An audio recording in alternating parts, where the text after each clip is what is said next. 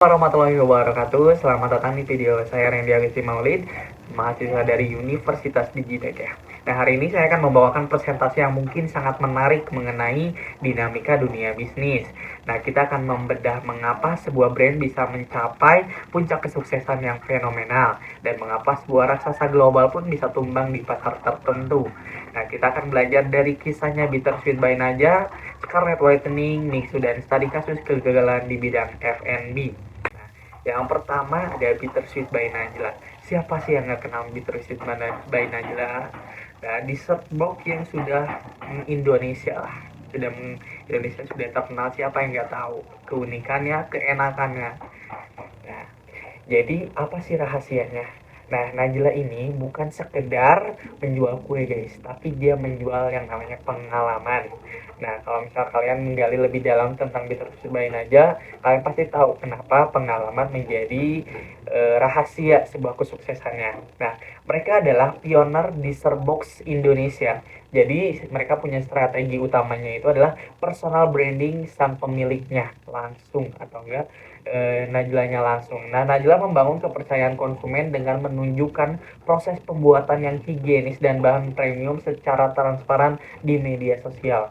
Jadi seluruh video-video TikTok di media sosial di TikToknya itu dia memperlihatkan bagaimana proses-proses cara pembuatannya seperti apa, dan itu yang membuat kita menarik, oh ternyata seperti ini kayak gitu.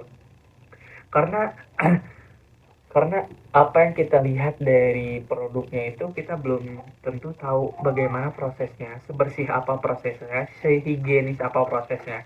Dan di Bittersweet by Najla ini kita bisa melihat langsung pembuatan yang higienis dan bahan-bahannya yang premiumnya secara transparan di media sosial. Jadi kalian bisa langsung kepoin media sosial akun TikToknya di Bittersweet by Najla.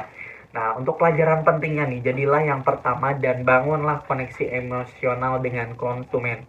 Oke. Nah, yang kedua ada Scarlett Whitening. Nah, siapa juga yang nggak tahu nih sama Scarlett Whitening ya?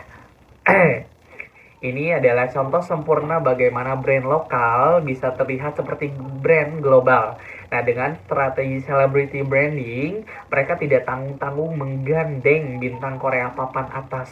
Jadi, mereka itu bekerja sama bukan hanya dengan bintang-bintang lokalnya saja, tapi mereka juga langsung menggandeng bintang Korea papan atas. Nah, ini menciptakan persepsi bahwa produk mereka itu berkelas dunia. Jadi produk mereka itu udah bukan lagi kaleng-kaleng gitu lah, udah mencapai puncak dunia gitu kan, udah kenal, semua orang pasti udah tahu Scarlett nih pasti mahal gitu kan. Nah, namun kuncinya adalah di harga.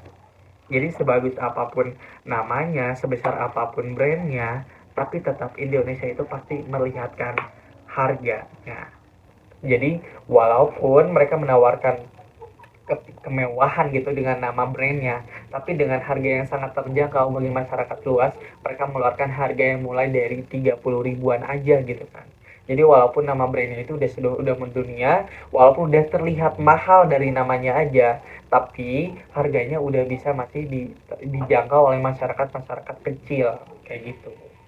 Nah, strategi ini tuh membuktikan bahwa gengsi dan keterjangkauan bisa berjalan beriringan.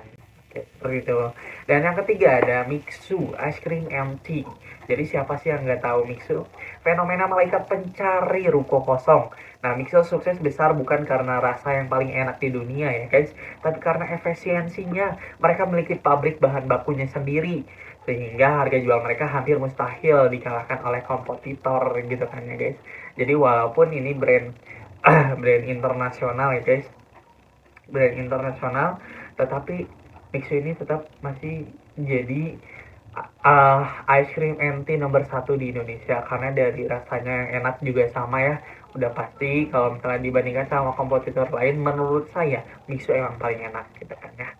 Nah, harganya juga mulai dari 8.000, siapa saja bisa beli guys. Oke. Nah, ditambah dengan maskot Snow King yang viral. Jadi mereka berhasil masuk ke ingatan bawah sadar konsumen. Nah, seperti itu. Kalau kalian kedatangan ke Mixu, kalau ada botol Snow King itu yang paling disukain anak-anak, dan itu yang buat viral. Nah, jadi pelajarannya kuasai rantai pasokan atau supply chains jika ingin menang di pasar massal. Oke. Dan yang tadi adalah 3 bisnis yang sukses ya. Dan sekarang kita akan masuk atau membahas bisnis yang gagal di Indonesia. Satu, yaitu Eleven yang kita ambil. Nah, tidak semua cerita berakhir manis.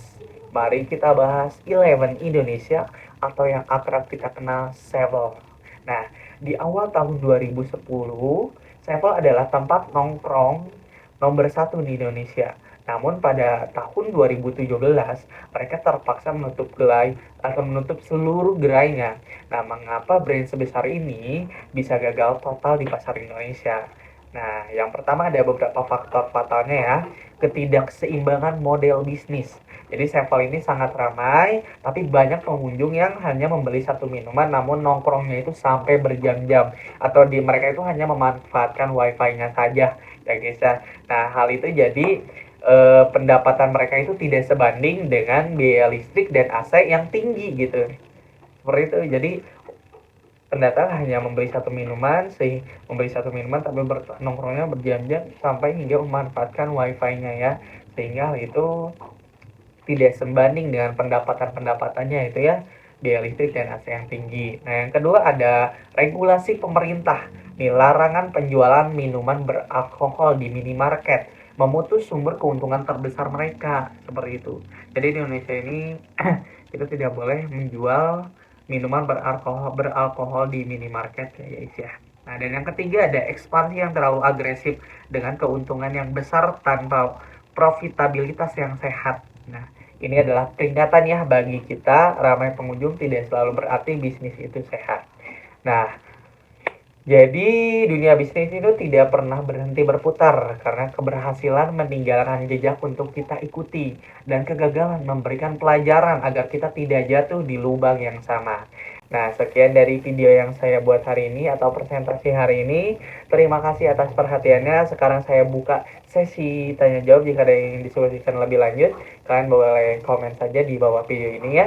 Terima kasih banyak. Wabillahi taufiq wal hidayah. Wassalamualaikum warahmatullahi wabarakatuh.